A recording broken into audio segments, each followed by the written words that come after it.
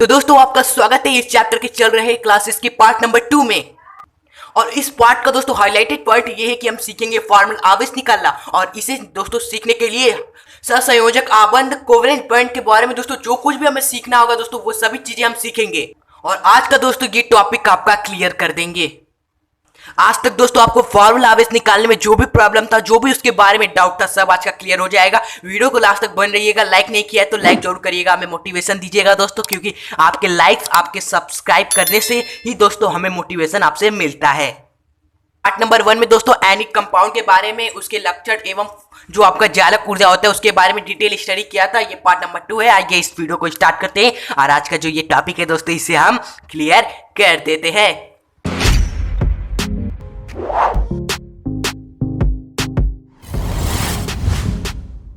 दोस्तों फॉर्मूला आवेश को अच्छे से समझने के लिए आपको सबसे पहले सीखना होगा सहसंयोजक आबंध के बारे में। कुछ इंपॉर्टेंट पॉइंट्स दोस्तों यहाँ पर है, इस सभी को आपको अच्छे से जानना पड़ेगा। फिर उसके बाद ही फॉर्मूला आवेश आपके लिए बहुत ही ईजी हो जाएगा। जी हाँ, तो सहसंयोजक आबंध या बंध कह लो दोस्तों, इंग्लिश में कोवेलेंट बॉन्ड कहते हैं इसे। ये आपको पता ही होगा, कितने बच्चों को ये पता होता है किस प्रकार का ये बंध होता है। तो दोस्तों सहसंयोजक आबंध में क्या होता है दोस्तों, नाम पढ़िए। संयोजक यानी कि जब दो परमाणु क्या हो दोस्तों, इसमें आपस में मिले। और किस प्रकार दोस्तों मिले, यहाँ पर लिखा है सहसंयोजक, यानी कि आपस में सह का मतलब होता है मिलकर। जब दो परमाणु मिलकर दोस्तों संयोग करें, मिलकर दोस्तों आबंध बनाए तो उसे सहसंयोजक आबंध कहते हैं। अब यहाँ पर ही दोस्तों मिलकर का मतलब क्या होता है, मिलकर का अर्थ क्या निकल कर आता है। जैसे कि आप दो दोस्त हैं, दोनों दोस्तों को एक काम करना है तो आप दोनों क्या करोगे, मिलकर काम करोगे। यानी कि एक दोस्त उस काम को आधा कर देगा और दूसरा दोस्त आधा कर देगा, मिलकर काम समाप्त हो जाएगा। यानी कि दोनों दोस्तों ने क्या किया दोस्तों, मिलकर काम कर दिया। यानी कि आधा उसने किया, आधा आपने किया। तो यहाँ पर मिल का मतलब यही होता है, एक प्रकार से आप कह सकते हो साझा हो गया। यहाँ पर साझा हो गया काम का, कि आधा काम आपने कर दिया, आधा काम आपका दोस्त कर दिया। तो दोस्तों यहाँ से सहसंयोजक आबंध का मतलब क्या हुआ, जब दो परमाणु दोस्तों मिलकर आबंध बनाए या दो परमाणु के मध्य जो आबंध बने वह इलेक्ट्रॉन के दोस्तों साझेदारी से बने। और वो साझेदारी कैसी होनी चाहिए दोस्तों, बराबर होनी चाहिए। ये नहीं कि दोस्तों एक ने ज्यादा काम कर दिया, आपका दोस्त ने कम काम किया। ये नहीं कि जो परमाणु के मध्य यहाँ पर भी जो साझेदारी होगी वह बिल्कुल बराबर होगी। जितना इलेक्ट्रॉन का साझा दोस्तों एक परमाणु करेगा, जितना इलेक्ट्रॉन दोस्तों एक परमाणु देगा, उतना ही इलेक्ट्रॉन दूसरा परमाणु ही देगा। तो फिर इस प्रकार जो बंध बनेगा दोस्तों वो आपका सहसंयोजक आबंध होगा, यानी कि कोवेलेंट बॉन्ड। अब दोस्तों एनिक कंपाउंड में हमने क्या देखा था दोस्तों, एनिक कंपाउंड में हमने ये देखा कि जब भी एनिक कंपाउंड में याद करिए क्या होता था, एनिक कंपाउंड में जो भी दो परमाणु होते थे, मान लीजिए NaCl है हमारा एनिक कंपाउंड, उसमें Na है एक परमाणु Cl है, तो उसमें दोस्तों साझा नहीं होता था, उसमें ट्रांसफर होता था इलेक्ट्रॉन का। होता क्या था कि जो Na होता है वो अपना एक इलेक्ट्रॉन इस क्लोरीन को दे देता था। क्लोरीन को जैसे ही ये दे देता तो क्लोरीन के पास ऑलरेडी दोस्तों बातम कक्षा में 7 इलेक्ट्रॉन थे हमारे, तो एक इलेक्ट्रॉन और मिल जाने के कारण इसके 8 हो जाते थे। यानी कि क्लोरीन का अष्टक पूरा हो जाता था और सोडियम का भी अष्टक पूरा हो जाता था, क्योंकि सोडियम के बातम कक्षा में एक थे, वो एक दे देता था। तो जो अंतिम कक्षा बचती थी उसके बाद उसमें 8 इलेक्ट्रॉन तो भरे ही थे। तो जनरली दोस्तों एनिक कंपाउंड में दोस्तों जो परमाणु होते हैं वह इलेक्ट्रॉन का डायरेक्ट ट्रांसफर कर देते हैं। यानी कि Na ने सिर्फ क्या किया, सिर्फ केवल Na ने एक इलेक्ट्रॉन का त्याग कर दिया और क्लोरीन ने उसे ग्रहण कर लिया। यहाँ पर केवल एक ही तत्व ने इलेक्ट्रॉन का ट्रांसफर कर दिया। लेकिन सहसंयोजक बंध में ऐसा नहीं होता। हमने बताया कि इलेक्ट्रॉन का बराबरी साझेदारी होता है। यानी कि एक तत्व दोस्तों हमने हाइड्रोजन ले लिया और एक परमाणु दोस्तों हाइड्रोजन ले लिया और दूसरा परमाणु में अगर हाइड्रोजन ले लेंगे तो इनके जो मध्य बनेगा दोस्तों वो हमारा सहसंयोजक आबंध बनेगा। यानी कि इसमें क्या होगा, इलेक्ट्रॉन का इन दोनों के बीच साझा होगा। कैसे होगा, देखिए दोस्तों, हाइड्रोजन के बातम कक्षा में एक ही इलेक्ट्रॉन होते हैं, तो यहाँ पर हम एक इलेक्ट्रॉन इस तरह दर्शा देंगे। इस हाइड्रोजन के पास भी दोस्तों एक ही इलेक्ट्रॉन होते हैं, तो यहाँ पर हम दोस्तों दिखा देंगे लुईस रचना में। ओके, तो यहाँ पर आप देख रहे हैं कि दोनों को क्या बॉन्ड बनाएंगे, तो दोनों का मकसद ये होगा स्थायी होना है। तो यहाँ पर इस हाइड्रोजन को स्थायी होने के लिए बातम कक्षा में 2 इलेक्ट्रॉन चाहिए और इस हाइड्रोजन को भी दोस्तों स्थायी होने के लिए बातम कक्षा में 2 इलेक्ट्रॉन चाहिए। यानी कि एक इलेक्ट्रॉन तो पहले से ही है, एक इलेक्ट्रॉन दोनों को और चाहिए। दोस्तों यहाँ पर आपने देखा कि सहसंयोजक बंध दो ऐसे तत्वों के बीच बनता है जिन्हें दोस्तों तो दोनों को इलेक्ट्रॉन की आवश्यकता होती है। वाले हाइड्रोजन को भी एक इलेक्ट्रॉन चाहिए, इस वाले हाइड्रोजन को भी एक इलेक्ट्रॉन चाहिए। लेकिन दोस्तों आयनिक बंध में हमने देखा था कि केवल एक ही तत्व को एक इलेक्ट्रॉन की आवश्यकता होती थी, यानी क्लोरीन उसे त्याग करता था और दूसरा उसे लेता था। लेकिन यहाँ पर लेने वाले दोनों है, दोनों ही लेने वाले परमाणु है, तो यहाँ पर दोस्तों साझा हो जाएगा। जब जहां पर दोनों परमाणु को इलेक्ट्रॉन की दोस्तों आवश्यकता हो वहां पर इलेक्ट्रॉन का साझा हो जाएगा। ये ध्यान रखिएगा बात। इसी 2 इलेक्ट्रॉन हो गए तो इसी का साझा हो जाएगा, यानी कि 2 इलेक्ट्रॉन दोस्तों हमारे ये हाइड्रोजन भी ले लेगा एवं ये 2 इलेक्ट्रॉन ये हाइड्रोजन भी ले लेगा, और दोनों इसी 2 इलेक्ट्रॉन का साझा आपस में कर दोस्तों अपना अपना स्थायित्व प्राप्त कर लेंगे और सहसंयोजक बंध यहाँ पर बन जाएगा। इसी तरह दोस्तों उदाहरण ले सकते हैं यहाँ पर H2O की। यहाँ पर भी दोस्तों H2 एवं O के मध्य जो बंध बनता है सहसंयोजक बंध बनता है। पहले देखिए यहाँ पर ऑक्सीजन कितना है, 1 है, और हाइड्रोजन कितना है, 2 है। ये हमने हाइड्रोजन एवं ऑक्सीजन को व्यवस्थित कर दिया। ओके, फिर उसके बाद सबसे पहले तो लुईस संरचना बनाने में हम 72 कक्षा में इलेक्ट्रॉन की संख्या को दर्शाते हैं। तो ऑक्सीजन में 72 कक्षा में कितने इलेक्ट्रॉन होते हैं, इलेक्ट्रॉनिक संरचना लिखेंगे 1s2 2s2 2p4 होता है। तो इसके बातम कक्षा 2 है, तो दो वाले बातम कक्षा में कितने इलेक्ट्रॉन है, 2 एवं 4 6 है। तो यहाँ पर हम क्या कर देंगे, इस तरह 6 इलेक्ट्रॉन दिखा देंगे दोस्तों, 1 2 3 4। ओके, और बाकी के 2 इलेक्ट्रॉन दोस्तों इस तरह दिखाते हैं, यानी कि 1 इलेक्ट्रॉन इधर दिखा देते हैं, 1 इलेक्ट्रॉन इधर। क्यों दिखाया, क्योंकि दोस्तों हाइड्रोजन है, हाइड्रोजन को स्थायी होने के लिए 1 इलेक्ट्रॉन चाहिए। तो जब इधर इधर हम दिखाएंगे 1 तो यहाँ पर साझा होगा, तो हम इस तरह आसानी से सर्कल कर पाएंगे। और इस हाइड्रोजन के पास तो 1 इलेक्ट्रॉन ऑलरेडी होते ही है। हो गया। अब देखिए इस हाइड्रोजन को अपना स्थायित्व प्राप्त करने के लिए क्या करेगा, ऑक्सीजन से 1 इलेक्ट्रॉन ले लेगा, जो हमने यहाँ पर इसीलिए दर्शाया था। तो यहाँ पर हाइड्रोजन का अष्टक पूरा हो जाएगा दोस्तों। और यहाँ पर भी ये हाइड्रोजन क्या करेगा, ऑक्सीजन के 1 परमाणु ले लेगा, और उसके बाद ऑक्सीजन को तो दोस्तों अष्टक पूरा करने के लिए 6 इलेक्ट्रॉन है, तो 2 इलेक्ट्रॉन और चाहिए। तो ये 2 इलेक्ट्रॉन कहाँ से लेगा, इस हाइड्रोजन का ये ऑक्सीजन ले लेगा। तो ऑक्सीजन के पास 6 थे ऑलरेडी, ये एक और ले लिया हाइड्रोजन से, तो इसका भी दोस्तों 8 इलेक्ट्रॉन अष्टक दोस्तों पूरा हो गया। दोस्तों इस तरह लुईस संरचना बनाना दोस्तों हम जो ऐसे आपको बता रहे हैं उस तरह थोड़ा डिफिकल्ट होता है, थोड़ा बच्चों को प्रॉब्लम होती है बनाने के लिए। इसलिए तो हमने वीडियो लेकर आया था लुईस संरचना तैयार करने की ट्रिक वाली वीडियो, जिसमें हमने आपके जीरो से लेकर एडवांस तक के दोस्तों कंपाउंड का दोस्तों आपको लुईस संरचना बनाना सिखाया था, मात्र 3 या 4 स्टेप्स में। ओके, तो अगर आप सीखना चाहते हो जीरो से एडवांस लेवल के दोस्तों कंपाउंड का लुईस संरचना बनाना, तो उस वीडियो में जाकर सीख सकते हो, लिंक डिस्क्रिप्शन बॉक्स में है। इसी तरह दोस्तों CO2 में भी क्या होता है दोस्तों, सहसंयोजक आबंध बनता है। क्यों, क्योंकि 2 बनाएंगे तो आप यहाँ पर देखेंगे तो जो हमारा कार्बन है 1 है, इसे हमने यहाँ पर ले लिया, और 2 ऑक्सीजन है, इसे हमने यहाँ पर इस तरह व्यवस्थित कर दिया।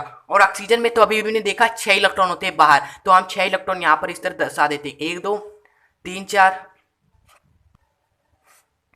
5 6। ओके, इसी तरह इस ऑक्सीजन का भी 6 इलेक्ट्रॉन दिखा देते हैं, 1 2 3 4 5 6 हो गया। फिर उसके बाद कार्बन में कितने होते हैं, कार्बन में दोस्तों 4 इलेक्ट्रॉन होते हैं बातम कक्षा में। अगर आप कार्बन के लिखेंगे 1s2 2s2 एवं 2p2 होता है, तो यहाँ पर दूसरे कक्षा में कितने इलेक्ट्रॉन है दोस्तों, दूसरे कक्षा में 2, यहाँ पर 2, टोटल 4 है। तो यहाँ पर कार्बन का दोस्तों हम 4 दिखा देंगे, 2 इधर दिखा देते हैं, 2 इधर दिखा देते हैं। ओके, अब आपको अष्टक पूरा करना है सभी तत्वों का।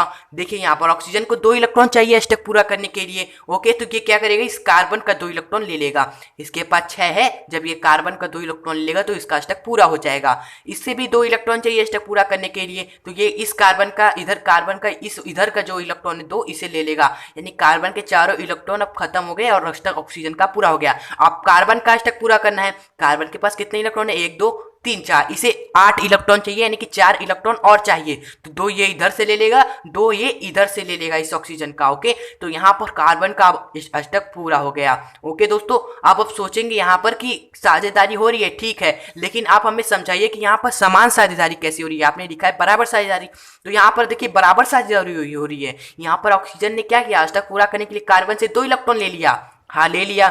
यहाँ पर इस ऑक्सीजन ने अष्टक पूरा करने के लिए इधर इस वाले इधर से कार्बन का 2 इलेक्ट्रॉन ले लिया, हाँ ले लिया। लेकिन यहाँ पर देखिए कार्बन को जब अष्टक पूरा करना था तो इसने भी क्या किया, जब 2 इलेक्ट्रॉन इन दोनों ऑक्सीजन को दिए, फिर उसके बाद जब अपना अष्टक पूरा करना था तो इसने भी इस इन दोनों ऑक्सीजन से 2 इलेक्ट्रॉन ले भी लिए, तो बराबर साझेदारी हुई है, इसलिए ये सहसंयोजक आबंध है।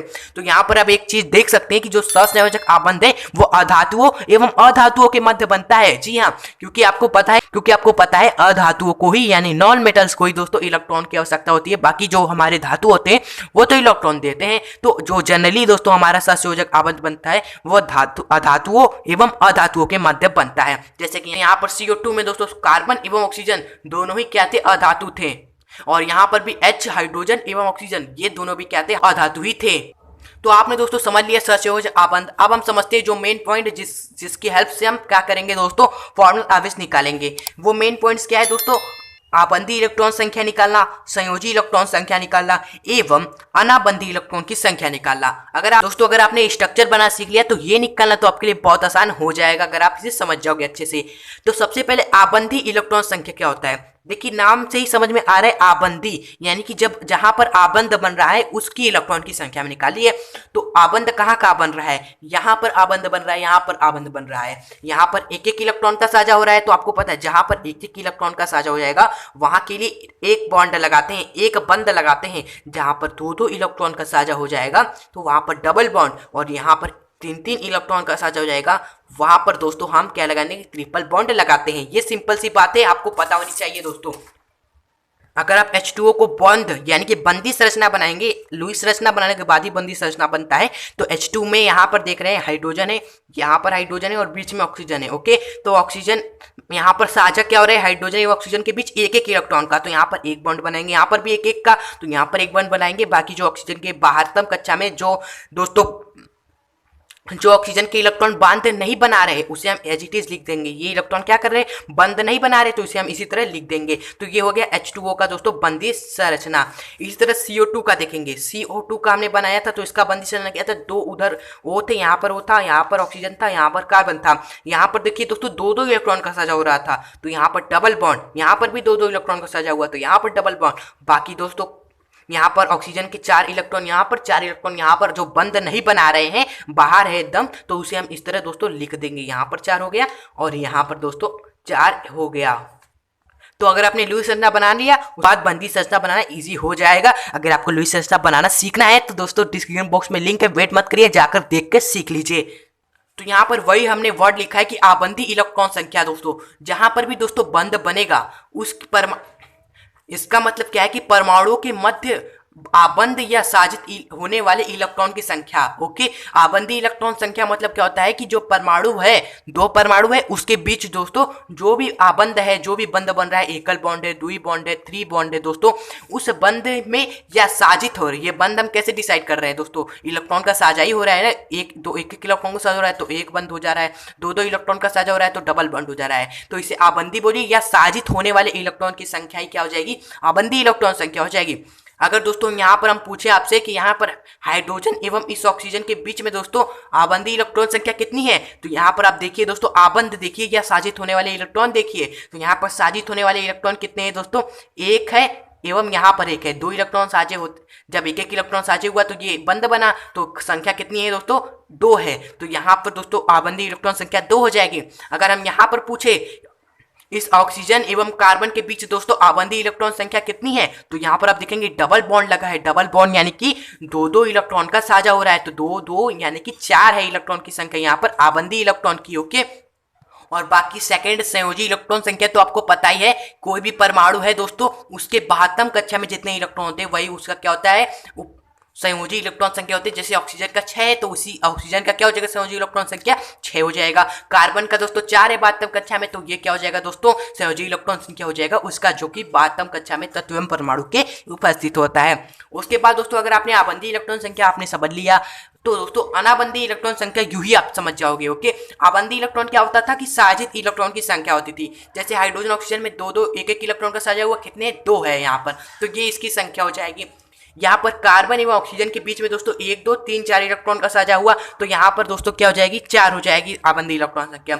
लेकिन अगर अनाबंदी इलेक्ट्रॉन की संख्या आपको निकालनी हो तो इसका मतलब क्या होता है कि वे इलेक्ट्रॉन जो साझे में भाग नहीं, लो भाई जो आबंदी इलेक्ट्रॉन संख्या है साझे में भाग लेने वाले इलेक्ट्रॉन की संख्या है। अनाबंदी तब क्या होगी, जो इलेक्ट्रॉन साझे में भाग नहीं लेंगे। अब सर ये जो इलेक्ट्रॉन साझे में भाग नहीं लेंगे इसका मतलब क्या है, बहुत ही सिंपल है। यहाँ पर आपने देखा कि हाइड्रोजन एवं ऑक्सीजन में जब हमने पूछा कि आबंदी इलेक्ट्रॉन संख्या कितनी है, तो हमने गिन लिया कि भाई इनके मध्य एकल बॉन्ड है, यानी कि एक एक इलेक्ट्रॉन का साझा हुआ, टोटल कितने इलेक्ट्रॉन, 2 है, तो ये क्या हो जाएगा, आबंदी इलेक्ट्रॉन संख्या हो जाएगी। लेकिन हमने पूछा पर दोस्तों हमने पूछ दिया कि इस हाइड्रोजन की अनाबंदी इलेक्ट्रॉन की संख्या निकालिए। अनाबंदी यानी कि इस हाइड्रोजन के जो इलेक्ट्रॉन दोस्तों साझे में भाग नहीं ले रहे हैं, तो हाइड्रोजन के पास तो एक ही इलेक्ट्रॉन होते हैं जो कि यहाँ पर साझे में भाग ले चुका है, इलेक्ट्रॉन संख्या क्या हो जाएगी, 0 हो जाएगी। अगर हम यहाँ पर बात करें दोस्तों ऑक्सीजन की, बताइए ऑक्सीजन की अनाबंदी इलेक्ट्रॉन की संख्या कितनी है, अनाबंदी जो साझे में भाग नहीं ले रहे। तो अब यहाँ पर साफ साफ दिख रहे हैं कि ऑक्सीजन का तो एक इलेक्ट्रॉन यहाँ पर, एक इलेक्ट्रॉन यहाँ पर साझे में भाग ले लिया।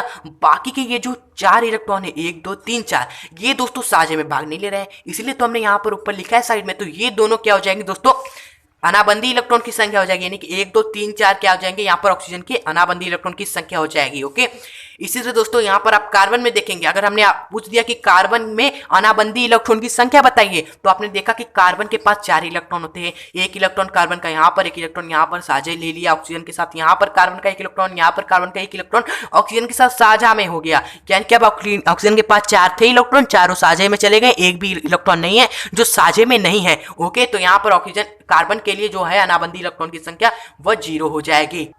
तो दोस्तों आई होप आपको समझ में आ गया होगा, आबंदी इलेक्ट्रॉन संख्या, संयोजी इलेक्ट्रॉन संख्या आपको पता ही है, बाकी अनाबंदी इलेक्ट्रॉन संख्या कैसे निकाला जाता है।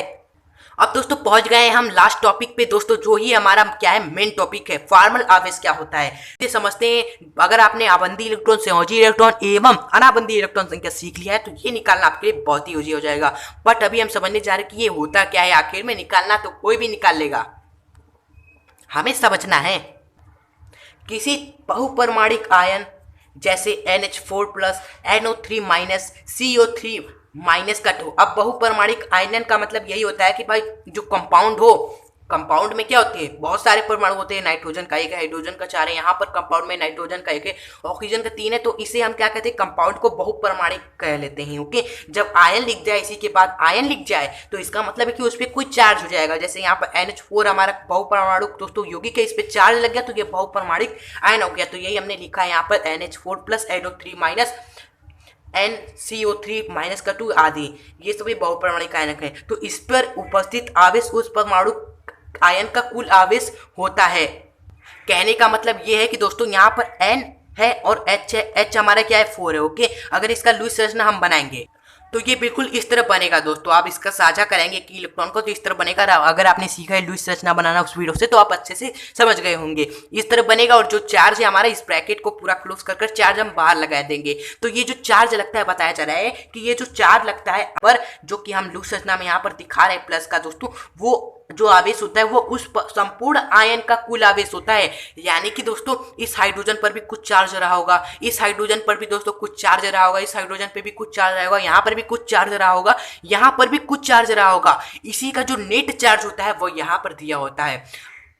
कितने बच्चे सोचते हैं दोस्तों कि इसके बाहर प्लस का चार्ज लगाए, यानी कि इसका मतलब ये है कि हाइड्रोजन पर भी प्लस का चार्ज है, इस पर भी प्लस का चार्ज, इस पर भी प्लस का चार्ज, इस पर भी प्लस का चार्ज है, इस पर भी प्लस का चार्ज है, इसलिए पूरा प्लस लगा है। लेकिन इसका मतलब ये नहीं होता, इसका मतलब ये होता है कि इस पे, इस पे, इस पे, इस पे, इस पे, इन पांचों पर दोस्तों जो चार्ज है उसी का दोस्तों सम क्या है दोस्तों, यानी कि नेट या कह सकते हो कुल जो आवेश होता है वही यहाँ पर दर्शाया होता है, उस पर लगा होता है उस आयन पर। ओके, ना कि दोस्तों उसमें उपस्थित किसी परमाणु विशेष का आवेश। यही कहा जा रहा है कि ना कि ये जो चार्ज होता है वह इसमें उपस्थित किसी परमाणु का होता है। ये नहीं कि प्लस का चार्ज लगा है तो यहाँ पर H+ का है, किसी परमाणु विशेष का प्लस का चार्ज है, ये मतलब नहीं होता है। फिर भी कुछ परिस्थितियों में प्रत्येक परमाणु का फॉर्मल आवेश ज्ञात करने की आवश्यकता होती है। तो दोस्तों हमें आवश्यकता पड़ती है जब साइंटिस्ट को पता चला कि जी हाँ, जब यहाँ पर जो चार्ज लगा होता है वह इन सभी का नेट होता है, तो समझ लिया उन्होंने कहा कि ठीक है, तो यहाँ पर दोस्तों तब कितना चार्ज होगा, इस सभी परमाणु पर जो कितना चार्ज होगा जिसका नेट ये है, जिसका कुल संपूर्ण जो हमारा परिणाम है वो है, तो इन सभी का चार्ज कितना रहा होगा जिसका कुल संपूर्ण आवेश निकालने पर ये आया है। तो यही निकालने ही दोस्तों जब निकालने की आवश्यकता पड़ी, जिसे फॉर्मल आवेश का नाम दे दिया गया कि, और उसे निकालने के लिए दोस्तों एक सूत्र का खोज कर लिया गया कि किसी परमाणु विशेष पर दोस्तों अगर आपको निकालना है फॉर्मल आवेश, इस पे भी निकाल सकते हो, इस पे भी आवेश इन सभी पर कितना आवेश है, जिसका नेट ये जो है पूरा प्लस का चार्ज है एक, वो निकालना दोस्तों उसे ही फॉर्मल आवेश कहते हैं। और इस निकालने का सिंपल सा सूत्र ये होता है दोस्तों, आशा है आपको फॉर्मल आवेश समझ में आ गया होगा। फॉर्मल आवेश क्या होता है, किसी और उदाहरण है CO3- का 2, CO3- के 2 में जो कार्बन है, जो ऑक्सीजन है दोस्तों, ये तीनों, इन सभी पर जो भी चार्ज होगा दोस्तों, जो भी कुछ भी चार्ज होगा दोस्तों, इन सभी चार्जों का जो सम है दोस्तों वो कितना है, -2 है। तो ये सभी चार्ज दोस्तों जो निकाले, ये सभी, तो इसी सभी चार्ज को हम दोस्तों क्या कहते हैं, आवेश को हम क्या कहते हैं, फॉर्मल आवेश कहते हैं। और इसी का निकालने का हम सूत्र देखेंगे, जिससे हमें ये पता चल जाएगा कि किसी भी कंपाउंड में जो परमाणु होता है, उस कंपाउंड में जो भी परमाणु होता है, जैसे यहाँ पर कार्बन एवं ऑक्सीजन है, तो इन सभी पे जो चार्ज होता है वो हम कैसे निकालेंगे, उसी का सूत्र हम देखने वाले हैं।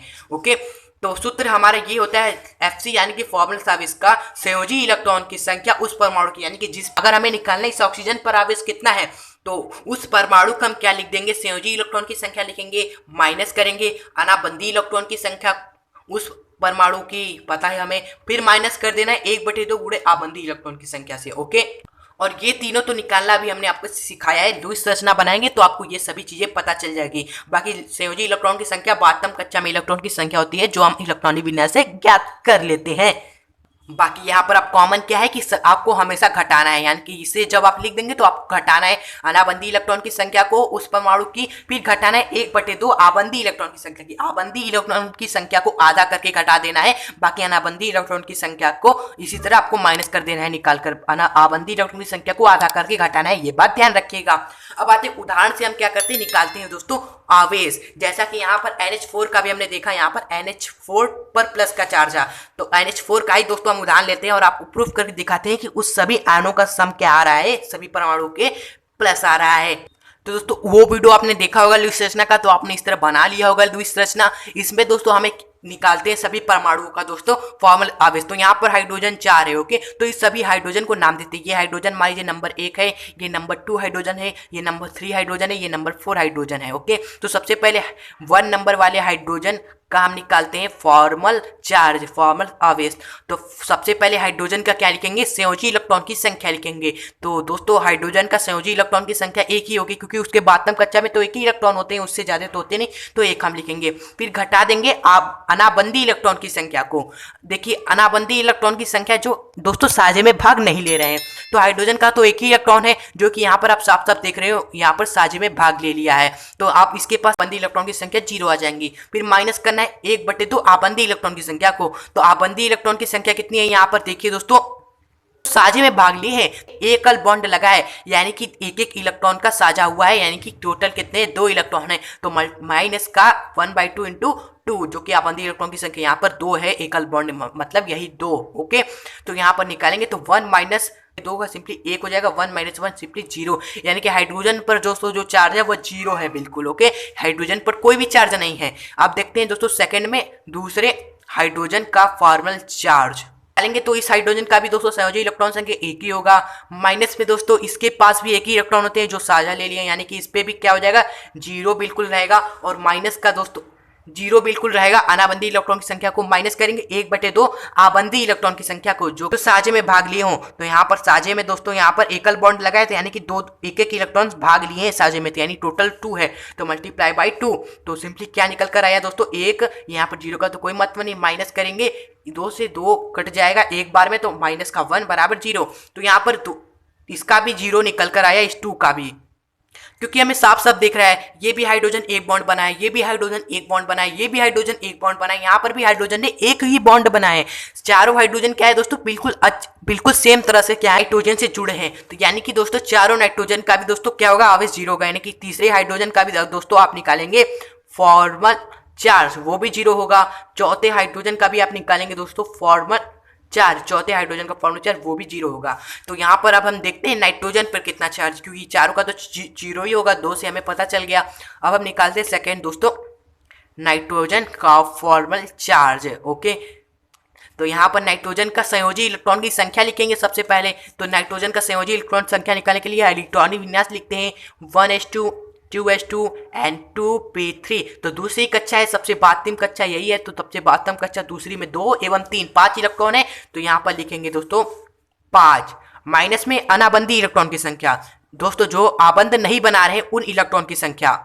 तो लुईस संरचना में साफ साफ दिख रहा है कि जो हमारे नाइट्रोजन है दोस्तों उसके एक भी ऐसे इलेक्ट्रॉन नहीं है जो कि क्या है दोस्तों अनाबंधी है, जो साझे में भाग नहीं रहे। नाइट्रोजन के सभी जो इलेक्ट्रॉन है वो यहाँ पर दोस्तों साझे में भाग ले चुके हैं लुईस संरचना में, यही हमने देखा। अगर दोस्तों अनाबंधी इलेक्ट्रॉन होते तो दोस्तों वहां पर सिंपली दर्शाया गया होता, जैसे यहाँ पर दोस्तों आप देख रहे हो ऑक्सीजन का दिखाया गया है, साइड में इस तरह बनाकर दिखाया होता, मतलब यही है कि एक भी इसके पास असाजित या अनाबंधी इलेक्ट्रॉन नहीं है। तो सिंपली यहाँ पर लिखेंगे 5 माइनस का 0, फिर माइनस का बंधित इलेक्ट्रॉन की संख्या। तो आबंधित इलेक्ट्रॉन की संख्या कितनी है जो बंद में भाग ले रहे हैं। तो यहाँ पर नाइट्रोजन से तो 4 बॉन्ड गए हैं, यहाँ पर हाइड्रोजन से तो 1 गया था तो हमने निकाल लिया भाई 2, लेकिन नाइट्रोजन से 4 गए हैं तो चारों का निकालेंगे। यहाँ पर नाइट्रोजन से 1 बॉन्ड गया है यानी कि 2, यहाँ पर नाइट्रोजन से 1 बॉन्ड गया यानी कि 2 इलेक्ट्रॉन, यहाँ पर 1 बॉन्ड गया यानी कि 2 इलेक्ट्रॉन, यहाँ पर 1 बॉन्ड बन गया है यानी कि यहाँ पर भी 2 इलेक्ट्रॉन, यानी कि 2 4 6 8 इलेक्ट्रॉन क्या है दोस्तों साझे में भाग लिए हैं यानी कि बंधित इलेक्ट्रॉन है। तो 1/2 मल्टीप्लाई बाई 8, तो सिंपली क्या है आपका 5 - 2 से सिंपली जाएगा 4 बार में, 5 - 4 करेंगे तो आपका निकल कर आ जाएगा 1। ओके, और ये 1 दोस्तों आपका प्लस में निकल कर आएगा तो सिंपली +1 आप इसे लिखेंगे। ओके, तो दोस्तों यहाँ पर हमें पता चल गया कि जो प्लस का चार्ज है वो केवल नाइट्रोजन पे है, बाकी चारों हाइड्रोजन पे क्या है दोस्तों 0 चार्ज है, यानी कि नाइट्रोजन पर यहाँ पर प्लस का चार्ज आ जाएगा, बाकी सभी हाइड्रोजन पर 0 चार्ज है। तो इस तरह दोस्तों फॉर्मूला चार्ट निकालते हैं।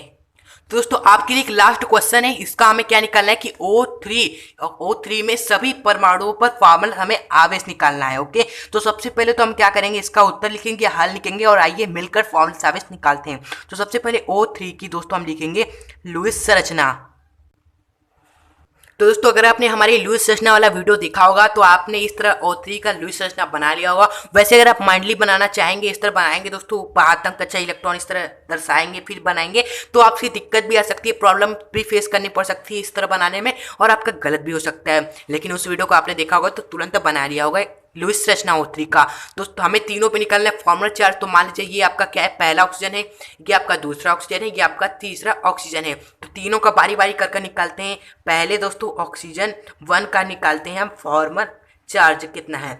तो यहाँ पर फॉर्मूला चार्ज का सूत्र आपको पता है, सबसे पहले आप लिखेंगे संयोजी इलेक्ट्रॉन की संख्या, यानी कि 12वें कोष में उस परमाणु की इलेक्ट्रॉन की संख्या। तो ऑक्सीजन का 6 होता है, आप सभी को पता है 6 लिखेंगे, माइनस का अनाबंधी इलेक्ट्रॉन की संख्या आपको करना है, जो इलेक्ट्रॉन साझे में भाग नहीं रहे हो उन इलेक्ट्रॉन की संख्या। तो यहाँ पर दोस्तों ऑक्सीजन के यहाँ पर तो साझा हो रहा है इलेक्ट्रॉन का, यहाँ पर दोस्तों ये इलेक्ट्रॉन का साझा नहीं हो रहा है, अनाबंधित इलेक्ट्रॉन है ये। तो कितने हैं 1 2 3 4, माइनस करेंगे 4, फिर माइनस का 1/2 आबंधी इलेक्ट्रॉन की संख्या। तो यहाँ पर ऑक्सीजन से 2 बॉन्ड साझे हुए हैं, 2 बॉन्ड यहाँ पर 2 इलेक्ट्रॉन का साझा हुआ है। 1 बॉन्ड का मतलब यही ना होता है 1 इलेक्ट्रॉन यहाँ से 1 इलेक्ट्रॉन यहाँ से 2 इलेक्ट्रॉन, और यहाँ पर 1 बॉन्ड है यानी कि यहाँ पर 2 इलेक्ट्रॉन, टोटल 2 2 4 है। तो मल्टीप्लाई बाई कर देंगे, 4 है आबंधी इलेक्ट्रॉन की संख्या हो गई। इसको सॉल्व करिए, 6 - 4 करेंगे, 6 में से 4 जाएगा तो सिंपली 2 आएगा। फिर माइनस का 2 से हम यहाँ पर 4 को काट देंगे 2 बार में, तो माइनस का 2 दोबारा, तो -2 में से 2 घटा देंगे तो 0 आपका निकल कर आ जाएगा, यानी इस ऑक्सीजन पे दोस्तों 0 आपका चार्ज है। ओके, सेकेंड ऑक्सीजन का फॉर्मल चार्ज कितना है ये निकालते हैं।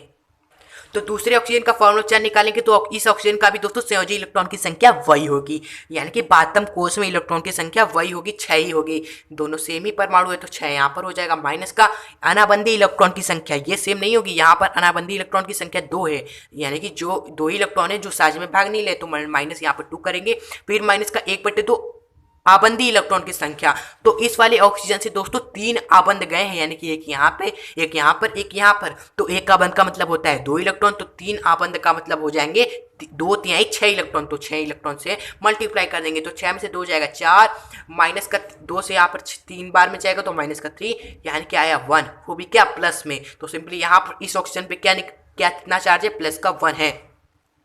अब लास्ट है दोस्तों तीसरे ऑक्सीजन का फॉर्मल चार्ज कितना है ये निकालते हैं। तो तीसरे ऑक्सीजन के संयोजी इलेक्ट्रॉन की संख्या तो दोस्तों वही होगी, 6 होगी, लिखते हैं। फिर माइनस का दोस्तों अनाबंधी इलेक्ट्रॉन की संख्या। तो यहाँ पर दोस्तों देख रहे हैं 1 2 3 4 5 है, ये 6 इलेक्ट्रॉन है जो दोस्तों आबंध में भाग नहीं ले रहे हैं, तो ये 6 आप माइनस करेंगे। ओके, फिर माइनस का 1/2 आबंधित इलेक्ट्रॉन की संख्या जो आबंध बनाए हैं। तो यहाँ पर 1 बॉन्ड गया है इस ऑक्सीजन से, तो यानी कि 2 ही इलेक्ट्रॉन क्या बना रहे हैं, आबंध बना रहे हैं। तो मल्टीप्लाई बाई 2, तो 2 से 2 कट जाएगा तो सिंपली आपका क्या निकल कर आ जाएगा, 1 निकल कर आ जाएगा। और यहाँ पे 6 में से 6 दोस्तों आपका जाएगा 0, माइनस का 1। टोटल दोस्तों आपका क्या निकल गया चार्ज, माइनस का 1 निकल कर आया, यानी कि इस ऑक्सीजन पे प्लस का 1 है, इस ऑक्सीजन पे दोस्तों माइनस का 1 है। ओके, और दोस्तों टोटल जो हमारा ऑक्सीजन था वो हमारा O3 था, जिसपे दोस्तों कोई भी चार्ज नहीं था, 0 चार्ज था। यहाँ पर कोई चार्ज है दोस्तों, 0 चार्ज है, यानी कि जो हमने चार्ज निकाला तीनों परमाणु का उसका सम भी क्या होना चाहिए, 0 होना चाहिए। देखते हैं इस पे 0 चार्ज है, इस पे प्लस का 1 चार्ज है एवं इस पे माइनस का 1 चार्ज है। इसका नेट क्या होना चाहिए, 0 होना चाहिए। तो जी हाँ, +1 से -1 गया तो टोटल चार्ज इस पे क्या है, 0 ही है। यानी कि हमने फॉर्मूला साबित बिल्कुल सही निकाला है, तीनों का बिल्कुल सही है। अगर आपने इस तरह करके आए एग्जाम में फुल मार्क्स पक्के है। आई होप दोस्तों आपको फॉर्मूला अच्छा निकालने अच्छे से आ गया होगा। आप प्रैक्टिस भी हमने करा दिया कितने सारों का दोस्तों।